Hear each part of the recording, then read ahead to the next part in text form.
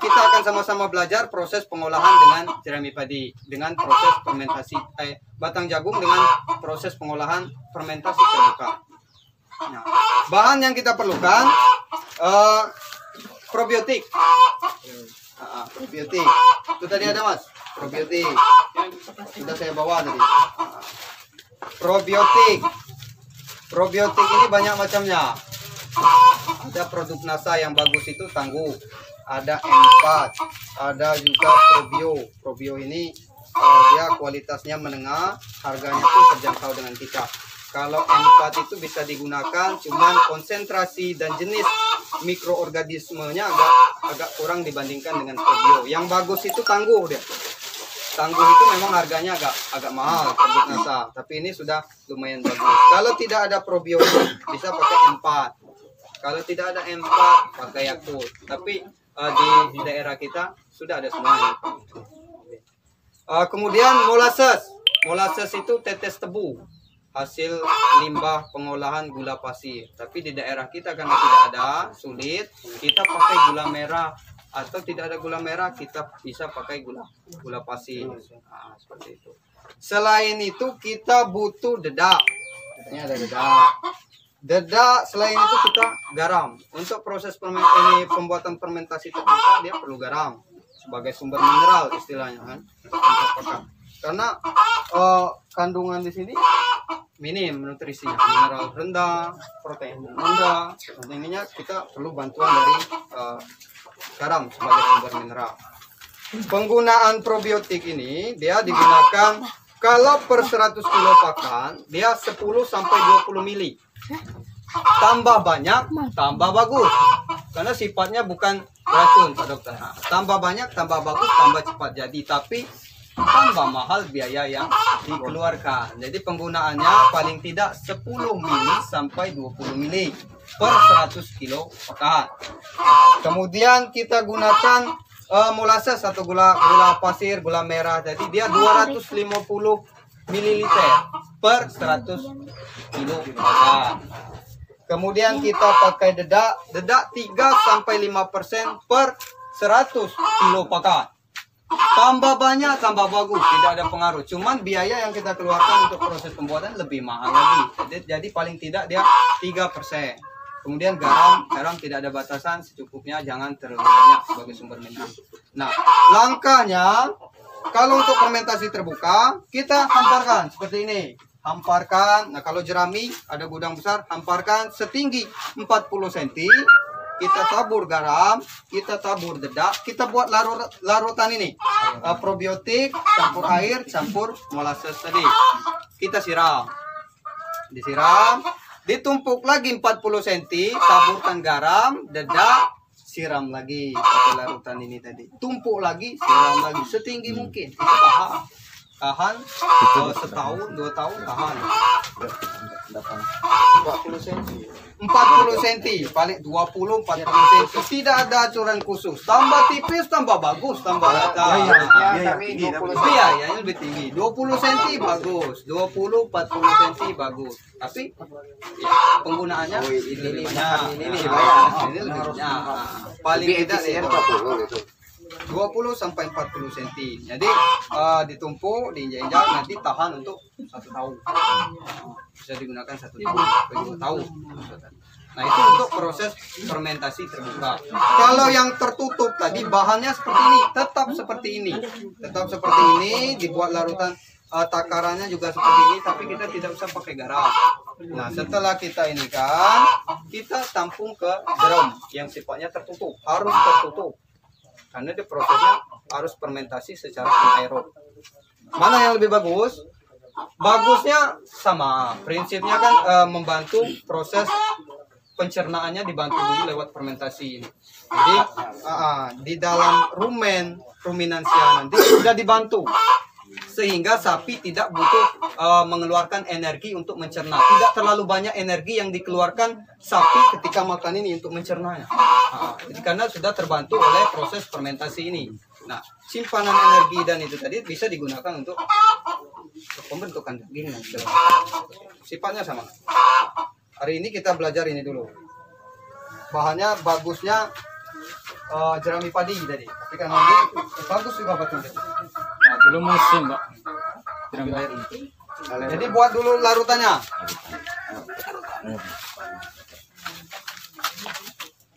Nah, penggunaan air dia tergantung ke lembapan pakan, bahan pakannya.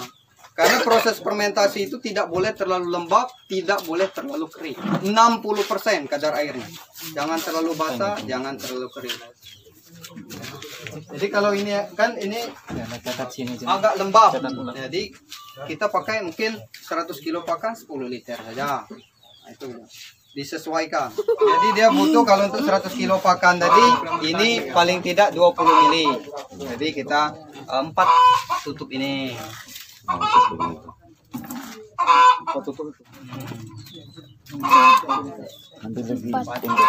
Ambil gula mana sih? Ambil gula merah di kulkas. Jadi gua apa kira? Ini 15. Kurang dikit. Ini dihancurin. Ah, itu tak. Kalau penuh 15. Ya. Ah, itu.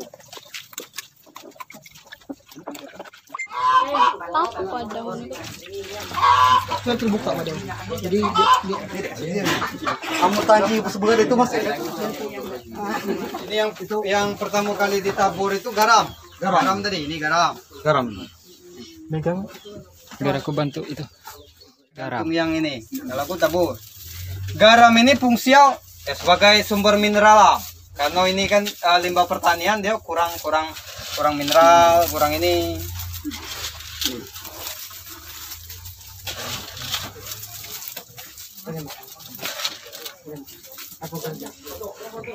Setelah garam, taburkan dedak halus. Dedak halus. Biar saya masih mudah. Sama masih muda juga. Kita masih kita kalah muda nih. Dia mudah bapaknya. Kamu masih muda banget.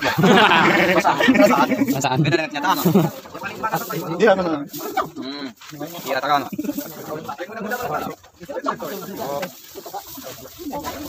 Udah diaduk lagi. Bela ini, tumpuk lagi nanti. Lebih bagusnya sebenarnya diaduk, tapi ini kan banyak. Ini tetap di. Ya, kita balik ke rumah nih. Berbolang itu. Dadanya. Disiram pakai larutan yang kita buat tadi. Larutan probiotik tadi. Persiapan.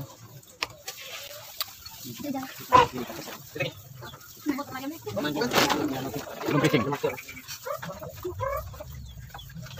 Disiram. Berapa hari ini? Ini paling tidak 2 minggu, 2 sampai 14 hari. 2 minggu sampai Sampai nanti dibuka pas umurnya 2 minggu dibuka. Jadi selain kopi kambing apa makan juga kalau ini? Bagusnya ke sapi, bagusnya ke sapi. Kalau kambing ini kalau terlalu rasa lebih tinggi.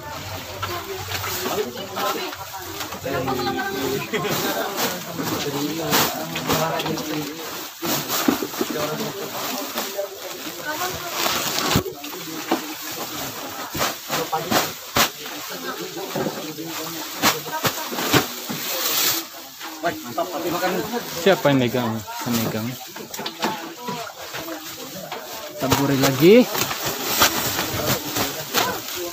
Tebalnya berapa maksimal? 40 cm. 40 cm. Sampai 40 cm. 20 bagus, tambah bagus. Tapi bahannya kita gunakan tambah banyak. Ya.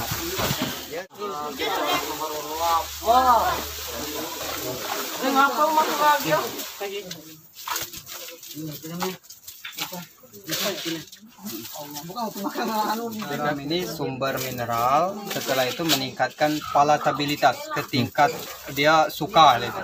Nah, sapi itu suka terhadap rasa asin. Meningkatkan nafsu makannya. garam lagi.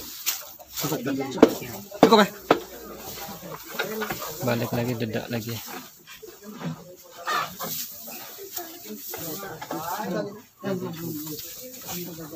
Untuk lapisannya bebas berapa lapis itu? Bebas. Bebas. Sebanyak Setinggi-tingginya. tambah tinggi tambah bagus karena yang bawah itu tambah panas, proses Iya. fermentasinya tambah cepat berlangsung. Kalau cuma selapis mending diaduk Ya, mending diaduk. Kita aduk aja kalau cuma selapis tadi kan. Karena ini harapan saya tadi banyak dilapis-lapis kan, nggak ada gudang khusus. Jadi kalau untuk posisi banyak seperti ini, karena tidak memungkinkan kita mengaduk. Iya. Kalau 1 ton, 2 ton seperti ini deh, dilapis-lapis ini. Kalau sekitar buat 50 di bawah 100 kilo ya kita aduk aja. Biar dia rata, lebih bagus diaduk. Merata, merata ya. Tapi kalau kapasitasnya sudah tonan, tidak memungkinkan kita mengaduk. Kita buat lapisan seperti ini.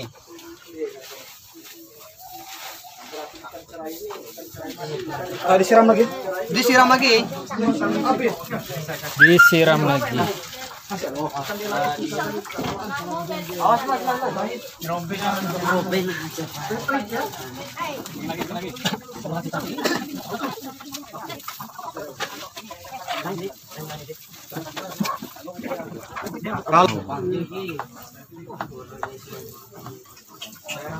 Jadi kita nonton ulang lagi. Ini aduk deh kalau untuk kompos. Wis.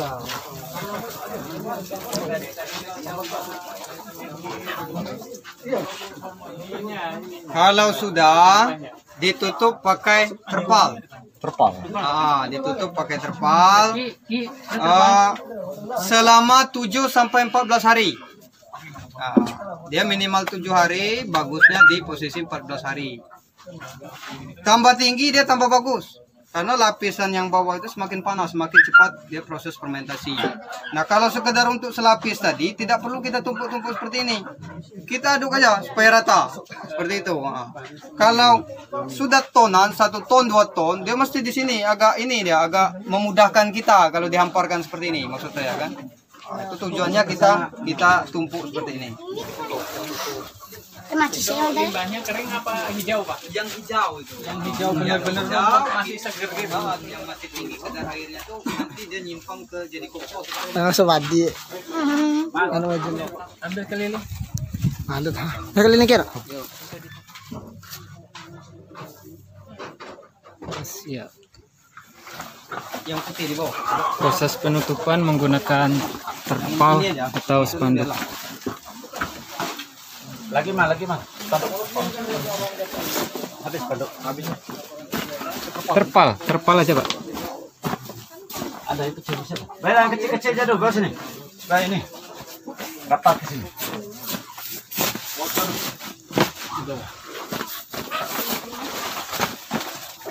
Jadi tutupnya simpel kayak gini aja. Iya. Oh ya. Nanti dikasih pemberat kayu misalnya. Kayu. Biar enggak Siapkan kayu. Kayu. Papan itu ada. Papan jadi. Tapal mang. Papan yang pendek itu. Naik di atas mang.